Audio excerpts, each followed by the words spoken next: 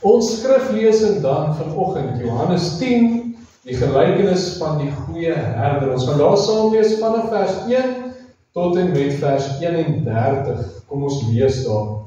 Voorwaar ek sê vir julle, wie nie by die deur in die skaapstal ingaan nie, maar van die ander kant af inklim, hy is 'n dief en 'n rower. Maar hy wat by die deur ingaan, is 'n herder van die skape. Vir hom maak die deurwagter oop, en die skape luister na sy stem, en hy roep sy eie skape by hulle naam en lei hulle uit. En wanneer hy sy eie skape uitgebring het, loop hy voor hulle uit, en die skape volg hom, omdat hulle sy stem ken. Hulle sal vreemde nooit volg, maar vir hom wegvlug, omdat hulle die stem van die vreemdes nie ken. Hierdie gelykenis het Jesus aan hulle vertel, maar hulle het nie verstaan wat dit was wat hy tot hulle gespreek het. Jesus het toe weer vir hulle gesê, Voorwaar ek sê vir julle, ek is die deur van die skape. Almal wat voor my gekom het, is diewe en rowers, maar die skape het nie na hulle geluister. Ek is die deur. As iemand deur my ingaan, sal hy gered word, en hy sal ingaan en uitgaan en veiding vind. Die dief kom net om te steel en te slag en te verwoes. Ek het gekom, dat hulle lewe en oorvloed kan hê. Ek is die goeie herder. Die goeie herder lê sy lewe af vir die skape. Maar die huurling en hy wat nie 'n herder is nie, van wie die skape nie die eiendom is nie, sien die wolf kom en laat die skape staan en vlug, en die wolf vang hulle en jaag die skape uitmekaar. En die huurling vlug, omdat hy 'n huurling is en niks vir die skape omgee. Ek is die goeie herder, en ek ken my eie en word deur my eie geken. Net soos die Vader my ken ek ook die Vader. En ek lê my lewe af vir die skape. Ek het nog ander skape wat nie aan hierdie stal behoort nie. Ek moet hulle ook lei, en hulle sal na my stem luister, en dit sal wees een kudde, een herder. Daarom het die Vader my lief, omdat ek my lewe aflê om dit weer te neem. Niemand neem dit van my af nie, maar ek lê dit uit myself af. Ek het mag om dit af te lê, en ek het mag om dit weer te neem. Hierdie gebod het ek van my Vader ontvang.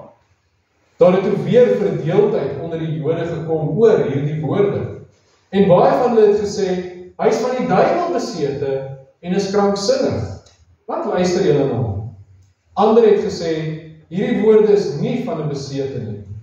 'n Duiwel kan tog nie die oë van die blindes open nie. En dit was die fees van die tempelwyding in Jerusalem, en dit was winter. En Jesus het in die tempel gewandel en in die pilaargang van Salomo. En die Jode het hom omring en vir hom gesê, hoe lank hou u ons in onsekerheid? As u die Christus is, sê dit vir ons ronduit. Jesus antwoord hulle, ek het dit vir julle gesê, en julle glo nie. Die werke wat ek doen in die naam van my Vader, die getuig van my. Maar julle glo nie, want julle is nie van my skape nie, soos ek vir julle gesê het. My skape luister na my stem, en ek ken hulle, en hulle volg my. En ek gee hulle die ewige lewe, en hulle sal nooit verlore gaan tot in ewigheid nie. En niemand sal hulle uit my hand trek. My Vader wat aan my gegee het, is groter as almal, en niemand kan hulle uit die hand van my Vader ruk nie. Ek en die Vader is een. Die Jode het weer klippe opgetel om hom te stenig. Ons lees net tot daar vanoggend in die woord van die Here. Ons teks van oordenking dan vanoggend, Johannes 10 vers 11, ek is die goeie herder. Die goeie herder lê sy lewe af vir die skape. En onder die tema dan, die gedagte, ons kan nie anders nie, ons moet dit gebruik. Dit is waar die gedeelte gaan, die goeie herder. Ons sal daaroor gesels vanoggend. Nou kom ek begin net eers deur te sê, daar gaan so baie in hierdie gedeelte aan. Daar is soveel agtergrond, soveel waarhede, en hierdie gedeelte wys eintlik net vir ons, met watter wysheid, met watter gesag het die Here Jesus gepraat. Hier waar hy aan die woord is, waar hy met die mense praat. En ons lees hierso, ons Here en ons Meester, wat hierdie woord bring. Maar kom ons begin net met die agtergrond. En om hierdie agtergrond te kry, moet ons al die pad teruggaan na die Ou Testament toe. Nou weet ons nie altyd, ons sien, ons weet hoe die Bybel is in mekaar geweef, maar nou soos in Johannes 10, nou gaan ons al die pad terug na Exodus toe. Die woord van God is wonderlik in mekaar geweef, dit is soos 'n harmonie. Die Ou Testament met die basis, die beginsels, die voorspellings, en dan die Nuwe Testament wat die vervulling is, en net kom wys waar die hele woord van God gaan. So, ons agtergrond begin in Exodus 3. Die Here verskyn aan Moses in 'n brandende doringbos, en ons sien die heiligheid van God. Hy sê daar vir Moses, trek die skoene van jou voete af, want die plek waar jy op staan is heilig. God is aan die woord. En die Here gee vir Moses die taak. Hy gaan na Farao toe gaan, hy gaan die volk uit Egipte uitlei in die beloofde land. En dan kry ons 'n vraag. Moses vra vir die Here, as hy nou vir die kinders van Israel sê, die Here het my na julle gestuur, en hulle vra, wat is sy naam? Wat moet ek vir hulle sê? Hoe gaan ek vir hulle sê wie U is? En die Here antwoord op Exodus 3 vers 14. God sê vir Moses, ek is wat ek is. Ook sê hy, so moet jy die kinders van Israel antwoord, ek is, het my na julle gestuur. So daar lang terug in Exodus 3 en van daar af tot in die Nuwe Testament, het die Jode die woorde ek is gesien as 'n naam van die Here. Hulle het dit gesien as 'n naam van God. Nou is ons terug by die Nuwe Testament, ons is terug by Johannes 10. In die Nuwe Testament is daar 7 ek is uitsprake van die Here Jesus. En die Jode weet nou, daar waar God sê ek is, sê hy is God. So die Here Jesus kom sê vir die Jode, hy kom sê vir sy gehoor, hy is God. 2 van daardie ek is uitsprake vind ons in die gedeelte wat ons gelees het. Daar is 7, ek weet nie of ek gesê daar is 7 nie, daar is 7, hier is 2. Ek is die deur van die skape, lees ons in vers 7 en vers 9. En ek is die goeie herder, lees ons in vers 11 en vers 14. En dis hoekom die Jode hom wou stenig, dis hoekom ek gestop het by die vers 31. Want Jesus stel homself gelyk aan God. Hy sê vir hulle, hy is God. En hulle dink, dis God lasterlik, hulle wil hom steun. Maar hy is God. En ons sien dit in die konteks van die gedeelte. Johannes 9 en 10 is die Here Jesus besig om dieselfde mense te praat, dieselfde groep. En in Johannes 9 genees die Here Jesus 'n blinde man. Iets wat net God kon doen. Weer al die pad terug na Moses toe, daar in Exodus. Toe Moses vol verskonings was en hy sê vir die Here, maar ek kan nie praat nie, ek swaar van mond, ek swaar van tong. Toe antwoord die Here, en toe sê hy vir hom in Exodus 4 vers 11, wie het vir die mens die mond gemaak, of wie maak stom of doof, of siende of blind? Is dit nie ek, die Here nie? So die kennis wat die volk gehad het is, net God kan iemand laat sien, net God kan iemand vat wat blind was en hom genees. En nou het ons die ek is uitsprake, en ons het die feit dat die Here Jesus genees het. Hy is God. Net so vinnig Psalm 146 vers 11 sê dit ook, hy sê, die Here open die oë van die blindes. Net interessant, die Psalm, die gedeelte in die Engels is die opskrif, moenie op prinse vertrou, moenie op mense vertrou nie, vertrou op God. Maar Johannes 9 en 10 wys vir die mense, Jesus is God, hy is die Messias, hy is die Christus, Christus wat beteken die gekose een, the anointed one, hy is die Christus. Dan kry ons die pragtige beeld van die goeie herder. So is nou baie agtergrond, maar ons kan nie die agtergrond los nie, ons moet weet waar dit vandaan kom, ons moet weet, toe die Here Jesus vir hulle sê, ek is, wat sy agtergrond het hulle gehad. En toe kom die Here Jesus, en hy gee vir die voorbeeld van die goeie herder. Hy dra waarhede dit. Duidelik hier in die gedeelte, hy is God, hy is die goeie herder. Nou laas Sondag aand het ons gekyk na Psalm 23, die Here is my herder, maar ons het gefokus op in die dal van doodskaduwee. Maar wanneer ons aan herder dink, dan dink ons gewoonlik aan Psalm 23. Maar wonderlik dat ons in die Nuwe Testament kan kom. En ons sien die Here Jesus is die goeie herder. En die Bybel gebruik hierdie voorbeeld baie van die herder en die kudde, herder en sy skape. God en sy mense, die Here Jesus en kinders van die Here. Hebreërs 13 vers 20, mag die God van vrede, wat die groot herder van die skape, naamlik ons Here Jesus Christus.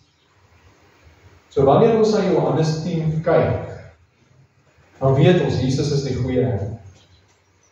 En dat is 'n doel vanoggend. Hoekom kyk ons daarna? Ons doel is tweeledig. Eerstens om seker te maak, ons is deel van die kudde van die Here. Seker maak ons is sy kinders. Maar tweedens, net om die voorregte te sien, wat ons in die Here Jesus het as goeie herder, ons as sy kudde. Wat hy vir ons doen, wat hy vir ons beteken. So ons gaan vanoggend deurgaans kyk na hoe dit in die Ou Testament gewerk het, en hoe dit gewerk het in die ou tyd, met die skape en die herders, hoe hulle praktyke was, en hoe Jesus hierdie voorbeeld gebruik het. En ons gaan so ook deurgaans dan sien wat die boodskap was, wat die Here Jesus vir die Jode in daardie tyd gehad het. Ek sê spesifiek Jode, en jy sal later weet hoekom ek dit sê. Maar ook vir elkeen. Die boodskap was gefokus op die Jode. Ons gaan ook kyk, wat beteken dit vir ons? Want hoewel hierdie boodskap vir die Jode was, maak die Here Jesus dit ook duidelik, dit sluit ons in. Elkeen van ons. So om na hierdie boodskap te kyk, gaan ons 3 vrae vra vanoggend.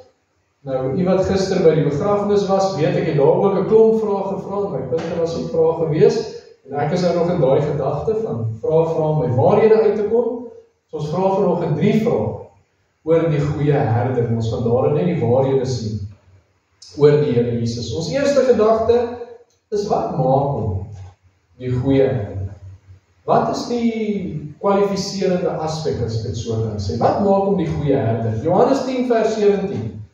Daarom het die Vader my lief, omdat ek my lewe aflê, om dit weer te doen. Soos het aan die begin gelees, ek is die goeie herder. Die goeie herder lê sy lewe af vir die skaap. So die Here Jesus sê, net nadat hy gesê hy is die goeie herder, sê hy ook wat die rede is. Hoekom is hy die herder van die skape? Vers 17. Hy lê sy lewe af om dit ook weer te doen. So net om die gedagte te verstaan en weer om die hele agtergrond te kry, kom ons gaan beweeg so stelselmatig deur Johannes 10, dan kan ons net sien hoe die Here Jesus hierby.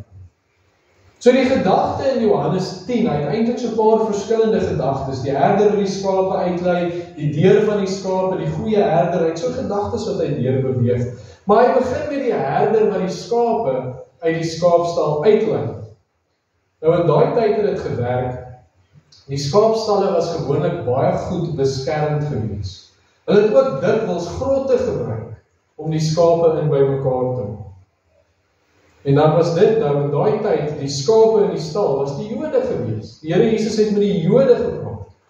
En hierdie stal waarin hulle was die Jodendom, Judaïsme, die geloof waarin hulle was. En daar was rowers, daar was diewe gewees, in hierdie konteks die skrifgeleerdes, die fariseërs, maar toe kom die Here Jesus as Messias.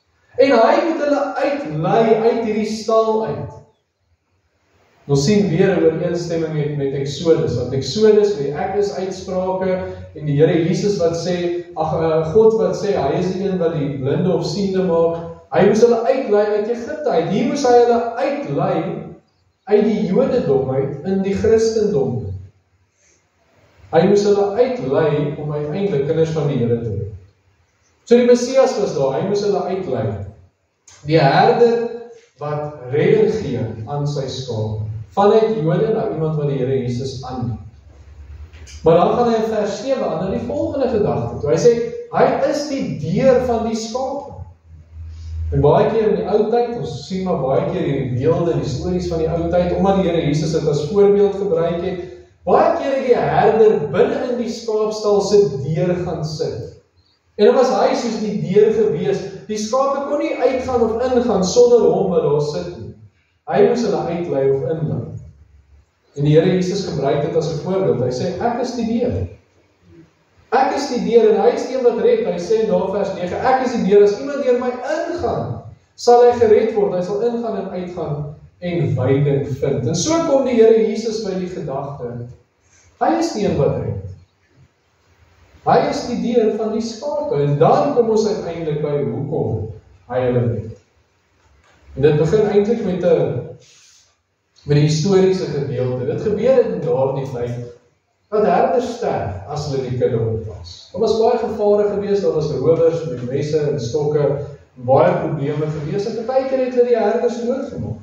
So was daar wilde diere gewees, ons lees spesifiek in die gedeelte van die wolwe, wat die herders doodgemaak. En daai herder, as dit 'n goeie herder was, sou sy skape beskerm het tot die dood.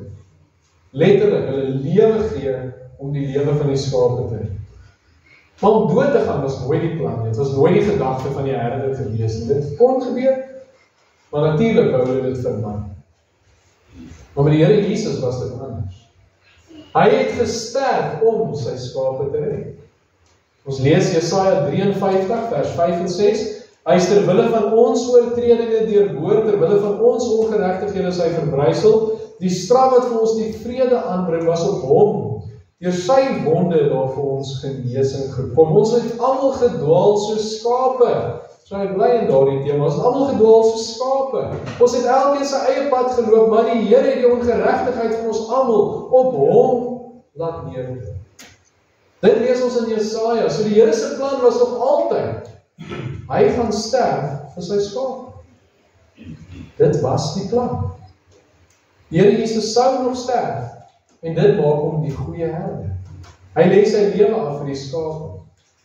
Dit teenoor die huurling. Ons het gelees daar in vers 12 en 13. Hoe reageer die huurling as daar gevaar is? Hy vlug. Hy los die skape, hulle kan maar versteur word, hy vlug. Maar goeie herder sou dit nooit doen. En so sterf die Here vir sy skape. Behalwe dit, hy sê hy sou weer opstaan uit die dode. Hy sê hier, omdat ek my lewe aflê, om dit weer te neem. Die Here Jesus het die dood oorwin, sodat hy die ewige lewe kan hê. Sodat hy kan opvaar na die hemel, sodat hy kan sit aan die regterhand van God, en dat hy van daar die opsiener van die skape kan wees. Nog steeds die herder, nog steeds sorg vir sy skape, maar vanaf die regterhand van God. Dit maak hom die goeie herder. Nog iets interessant, is eintlik nie heeltemal deel van die boodskap nie, maar ek wou dit graag vir u vertel. Is nog iets interessant, Johannes 10 vers 2 en 3, ons lees daar, maar hy wat by die deur ingaan, is 'n herder van die skape, vir hom maak die deurwagter die deur oop. En die deurwagter vir die Here Jesus was Johannes die Doper. Hy was die een wat gesê het, hier kom die Here, hier kom die Messias. As 'n mens gaan kyk na Johannes 1, is daar groot gedeelte van hoe Johannes die Doper getuig het van die Here Jesus. Tot op daai bekende gedeelte in vers 29 waar hy sê, daar is die lam van God, wat die sonde van die wêreld wegneem. So Johannes die Doper was die deurwagter vir die Here Jesus, die herder, die deur oopgemaak so vir hom. Maar so net iets bietjie interessant so daar weer. Maar die Here Jesus is natuurlik nie net die goeie herder vir die Jode. Soos ek sê, die fokus hier is baie op die Jode, die gehoor wat daar was. Maar hy sê in Johannes 10 vers 16, ek het nog ander skape wat nie aan hierdie stal behoort nie. Ek moet hulle ook lei. Hulle sal na my stem luister en dit sal wees een kudde, een herder. En dan vers 17 dan sê hy gaan sy lewe aflê en dit weer opneem. So die Here Jesus maak dit duidelik, hy sterf vir almal. Dit was nie net vir die Jode gewees nie, dis vir die ganse mensdom. Johannes 3 vers 16, want so lief het God die wêreld gehad. Die Griekse woord vir wêreld, kosmos, almal. So lief het God die wêreld gehad. Dit sluit ons in. So waar as wat die Here Jesus vir die Jode gesê het, redding is deur hom. En hy het sy lewe afgelê, die sonde gedra. Net so waar is dit vir ons, dat die Here Jesus vir elkeen sy lewe afgelê. Ons dank die Here dat hy die goeie herder is. Die groot werk wat hy in die kruis gedoen het, dat hy sy lewe afgelê, maar dat hy sy lewe opgeneem het. Dat hy opgestaan het uit die dood, dat hy opgevaar het na die hemel, dat hy sit aan die regterhand van God, en ons kan juig ons herder leef. Hy is daar vir ons. Hy lei ons, hy help ons kan op hom vertrou. So 'n redelike lang gedagte, maar soos ek vir u gesê het, so 'n paar sondae terug, dink ek, wanneer ons klaar is met 'n gedeelte, dan moet ons meer kennis hê. Dit help nie, ek gebruik 'n vers en ek vertel vir julle allerhande mooi stories, maar ons weet niks verder van die Bybel. Ons wil groei in kennis, ons wil weet wat gaan aan. So ons kyk eerder in diepte. Maar ek sal probeer om die volgende punte so bietjie korter te hou. So die tweede vraag wat ons vra. Ons weet nou wat maak die Here Jesus die herder. Die tweede vraag, wie is die goeie herder se skape? Ek het ons so in 'n mate daarin geraak, maar ons sal dit bietjie uitbrei. Johannes 10 vers 26 en 27 die eerste gedeelte. Hy sê, maar julle glo nie, want julle is nie my skape nie. Soos ek vir julle gesê het, my skape luister na my stem. Iets wat die Here Jesus duidelik maak. Almal is nie deel van sy skape nie. Al het die Here Jesus vir almal gesterf en al het hy hierdie groot daad gedoen, almal is nie sy skape nie. Hy sê, ek is die goeie herder, daardie ek is uitspraak. Hy sê, hy is God. En nadat hy verduidelik dat hy sy lewe aflê, was daar verdeeldheid. Ons het die gedeelte gelees. Was verdeeldheid. Party sê, maar hy is duiwelbesete. Iets is nie reg nie, dit kan nie wees nie. Anders sê weer, maar hoe kan hy duiwelbesete wees? Net God kan blindes laat sien. Dit moet van God afkom. En dit bring hulle by 'n vraag, hierdie dinge wat hulle hoor, dit wat hulle sien, dit bring hulle by 'n vraag. Hulle vra in vers 24, hoe lank hou u ons in onsekerheid? As u die Christus is, sê dit vir ons, ronduit. Sê dit vir ons. Here Jesus sê, ek het dit vir julle gesê. My werke wys dit vir julle. Julle het nie geglo nie. Dan die woorde, almal is nie sy skape. So wie is die skape van die Here Jesus? Wie is sy kudde? Die wat glo.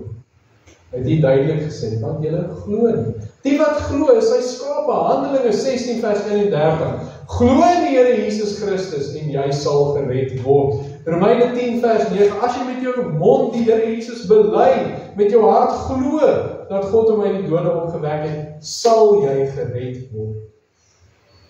Die voorbeeld is juis in Johannes 9. Waar die Here Jesus die blinde man laat sien. Die Here vra vir die blinde man, nadat hy hom genees het, glo jy in die Seun van God? Aan die einde van die vers sê hy, ek glo jy. En hy het hom ontmoet. Daai woorde in die Grieks, glo jy, beteken, plaas jy jou geloof in my, plaas jy jou vertroue in my. En die blinde man het gesê, ek doen. Ek plaas my vertroue in U en hy is gered. Hy is deel van die skape gemaak. En dis wat die groot verskil is. Baie mense vandag dink, hulle is deel van die skape. Die Jode in daai tyd het gedink, hulle is God se skape, hulle is sy kudde, niemand anders nie. Terwyl hulle eintlik nie was. Maar almal is nie die Here se skape nie. Die woord is baie duidelik. Matteus 7 vers 22 en 23. Eintlik 'n moeilike vers om te lees, moeilike vers om te hoor. Baie sal in daardie dag vir my sê, Here, Here, het ons nie in U naam geprofeteer, in U naam duiwels uitgedryf en in U naam baie kragte gedoen nie.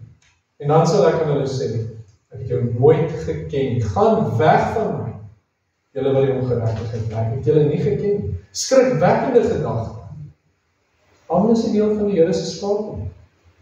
Baie mense dink, maar ons arbei vir die Here, ons doen iets vir hom. Maar tog ken nie hulle nie. En die Here maak dit so duidelik. Sy skape glo in hom. Dis 'n stap wat 'n mens neem om seker te maak ek is deel van die Here se kudde. Want dit werk nie dat die Here 'n stal skape het en dis sy skape en niemand van buite kan inkom nie. Dis nie hoe dit werk in die woord nie. Die Here gee vir elkeen die geleentheid. Hulle kan, hy is nie deur, hulle kan deur hom inkom, hulle kan sy kinders word. Glo en jy sal gered word. Johannes 1 vers 12. Dit is so mooi hoeveel verse ek uit Johannes uit aanhaal, want dit wys net vir ons hoe die hele boek van Johannes so in mekaar in werk met die boodskap wat die Here Jesus het. Maar Johannes 1 vers 12, maar almal wat hom aangeneem het, aan hulle het hy mag gegee om kinders van God te word, aan hulle wat in sy naam glo. En hy sê daar vir die Jode, ek het vir julle gesê, ek het vir julle gewys, en het nie geglo. So, seker maak, mens is deel van die Here se skape, en dan kan ons die Here dank, dat hy ons goeie herder is. Ons kan hom dank vir elke voordeel wat ons geniet met hom as ons herder. En dan is daar die aanmoediging, die toets, my skape luister na my stem. Kinders van die Here luister na die meester. Hulle luister na die woord van God. Dit word gesien. Daar's 'n toets, Jakobus, daders van die woord. Jakobus ook wat sê, geloof word gesien en werk. Vir die toets, my skape luister na my stem. Dan die derde, laaste gedagte wat ons vanoggend deel, die laaste vraag, wat gee die goeie herder vir sy skape? Wat bied hy vir? Johannes 10 vers 27 en 28 die eerste gedeelte. My skape luister na my stem, ek ken hulle en hulle volg my. En ek gee hulle die ewige lewe, hulle sal nooit verlore gaan tot in ewigheid. So in hierdie gedagte, wat gee die Here vir sy skape? Kan ons eintlik baie uitbrei. Ons baie gedagtes, selfs in die gedeelte, maar ek wil net fokus op hierdie twee verse, vers 27 en 28. Ons vind twee antwoorde. En dit begin eintlik in vers 27, net daai 4 woorde, en hulle volg my. Die Here Jesus, die goeie herder, gee vir sy skape leiding. Hy gee vir hulle 'n voorbeeld om na te volg. Want net terug by die illustrasie, die beeld wat die Here Jesus gebruik het, in vandag se tyd jaag mense skape aan met bakkies en skaaphonde en hulle stap agter die skape aan. Maar in die Bybelse tyd het dit baie anders gewerk. Hulle het nie die hande gehad nie, hulle het nie die skaaphonde en die bakkies en al die goed gehad of perde gehad om hulle mee aan te jaag nie. Dit was gewoonlik een persoon gewees, 'n herder met 'n klomp skape. En hy het hulle gelei deur vooruit te loop en loop sy skape agter hom aan. Daar was een herder wat die voorbeeld gegee het, wat die tree gegee het, en hulle het saam met hom beleef. Dis hoekom die Here Jesus daai woorde gebruik, en hulle volg my. Die Here Jesus het die leiding gegee, hy het die voorbeeld gegee, van waarna toe om te gaan. Hebreërs 12 vers 2, ek het dit gister ook aangehaal, die oog gefestig op Jesus, die leidsman en volëinder van die geloof.